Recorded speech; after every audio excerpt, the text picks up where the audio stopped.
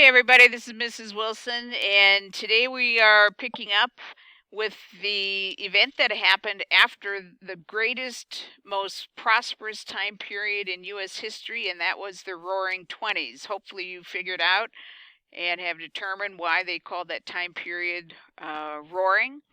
But it also is known by a few other names, such as the Jazz Age. And the 1920s was absolutely one of the most colorful time periods in U.S. history, starting with the women getting the right to vote. Their lives completely changed as a result of it and experienced new freedoms that they had never experienced before, not only with the right to vote, but the way that they dressed, the way that they were able to get jobs, um, get better educations than they had ever had before. Our economy was booming, um, like no other time before that. Greater period of wealth that was acquired than ever before in U.S. history. People, for the most part, are really enjoying life, enjoying all that life has to offer. There's a great revolution in arts and entertainment with movie theaters and the Harlem Renaissance, the Jazz Age. There's so much going on. And of course, prohibition of alcohol. There's just what a lively time period, and I look forward to you being able to hear more about it and learn more about it, especially as you get into 11th grade, where you spend a tremendous amount of time studying the Roaring Twenties. But all good things, it seems, come to an end eventually. And the Roaring Twenties were no exception. And it leads to just one of the most difficult, challenging time periods in U.S. history, and that was the Great Depression. So, the Great Depression, not only called depression because it was an economic depression, the bottom just kind of fell out and the stock market crashed and people lost their life savings and people were destitute. But also it had a kind of a psychological effect on people as well. People were actually mentally depressed too because of everything that they had worked for their whole lives was just overnight was lost. And it's going to take another major, major, major event to bring the Great Depression to an end.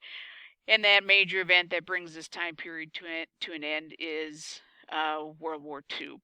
So I linked this video, The Great Depression, in your folder so you can watch that, but it's just a good overview of that time period. So let's begin.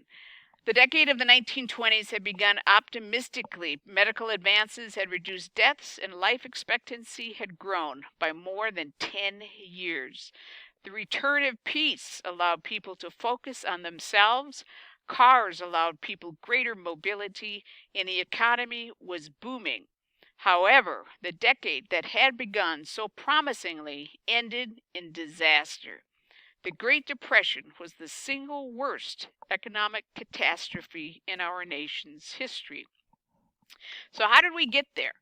So on your chart, you're going to be filling in the information that I have here that is in red.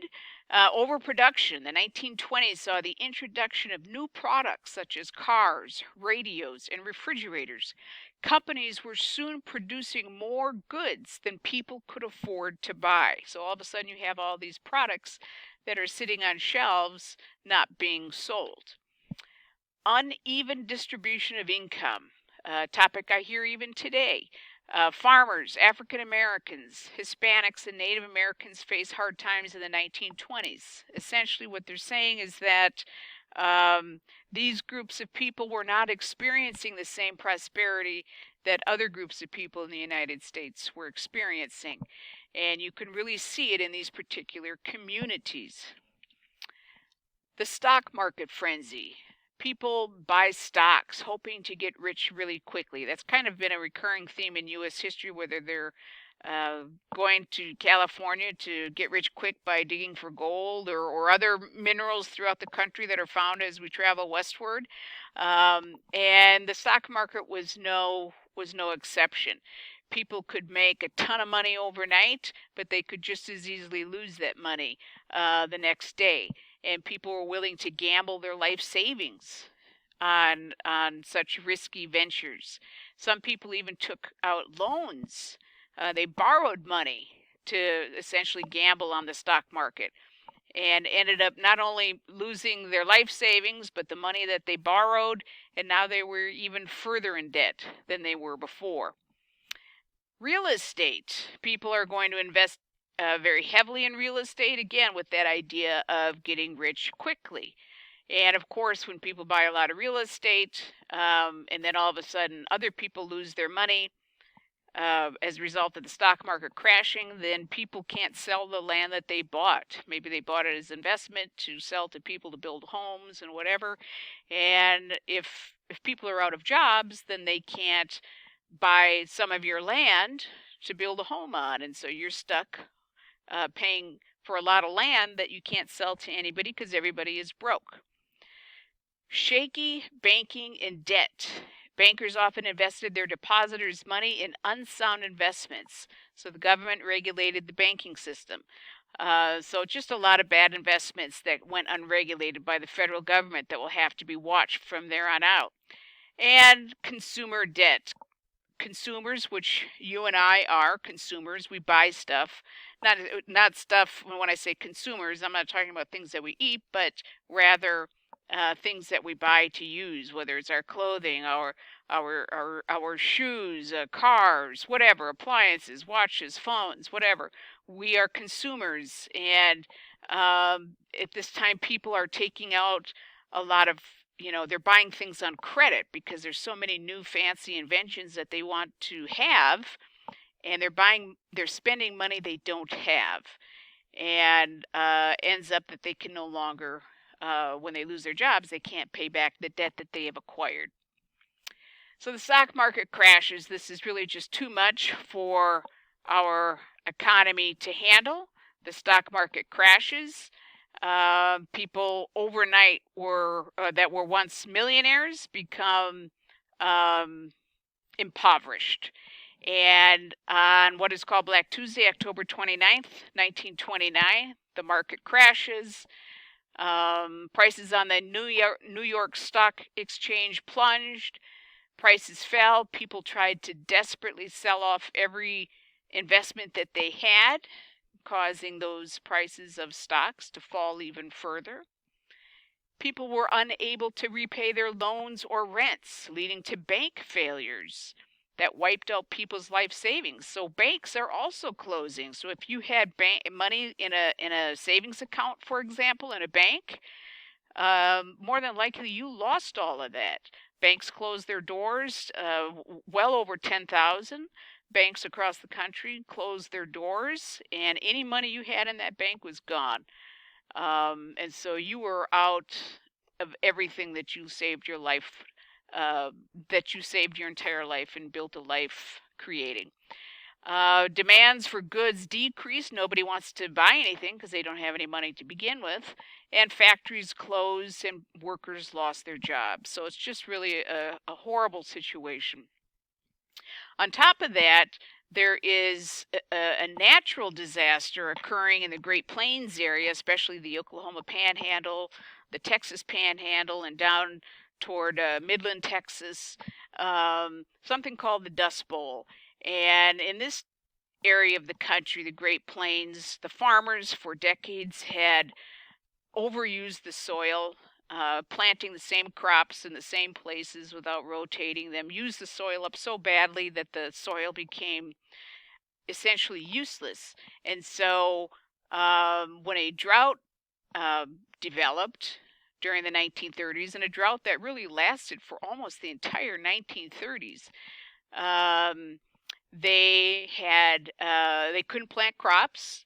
When there were huge gusts of wind, those gusts of winds picked up the sand that used to be nice fertile soil that turned into nothing better than sand, and just carried it for miles and miles and miles. And so the farmers experienced their own devastation, their own depression. They can't grow crops any longer, and they have to end up abandoning their farms and going somewhere else to earn a living. And a lot of them, especially in the Oklahoma area, Texas area, traveled to California to work in citrus fields, picking different, a variety of citrus like oranges and grapefruits and things like that.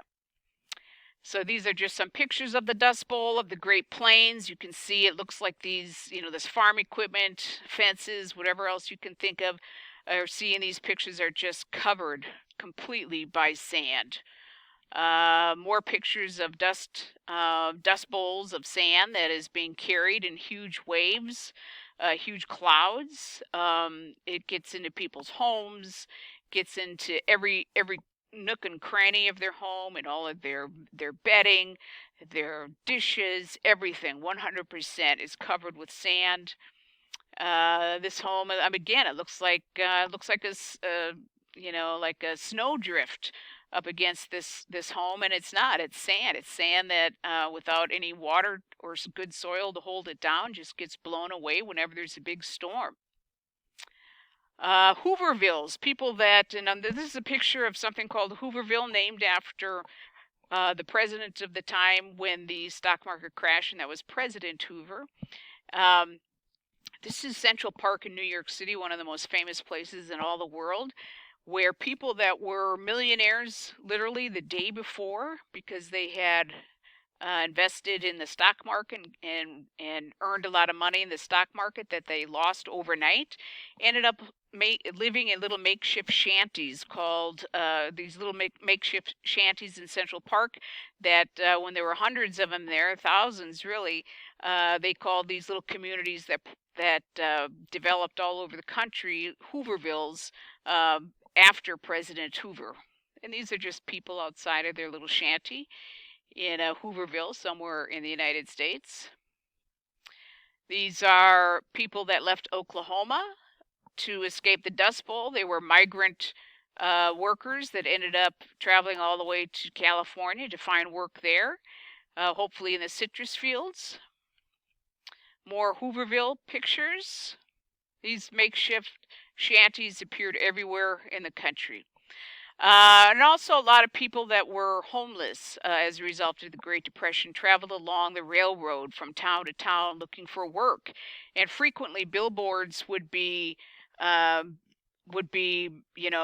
built on the side of railroads telling, they called them hobos back then, they didn't call them homeless, and telling hobos, don't get off the train here at this town, we don't have any work for you. But they would get off the train to get something to eat. And hobos that rode the railroads used a system to communicate with one another that they would, as they traveled from community to community, they could tell which homes in a community were friendly toward them. And they would, if they saw, say, on a tree outside a lady's home, this particular etching that was carved into a tree by somebody's knife, more than likely, they knew that this was a home that they could stop at that had a nice lady that might actually give them some food, or this symbol meant that this home would give them food and water. All these symbols meant something else. And my grandmother used to, and her husband, my grandfather, used to live beside a railroad track. And though they were poor, they were known as people that would help any homeless that got off the railroads, that got off the train by their home, and they would feed them. So they had, as well, they had signs like this carved into a tree outside their home, notifying others that this was a place they could stop to get help. And of course, there were others that told you if there was a bad dog around, or places that you shouldn't stop. And as a result of the lack of nutrition, a lot of kids developed something called rickets, where they simply weren't getting enough nutrition, certain vitamins in their diet that caused their legs to be deformed. And this is a program that was developed by President Franklin Roosevelt and his legislature to help get through the Great Depression. And his New Deal was called Relief, Recovery, and Reform. And each of these programs are self-explanatory.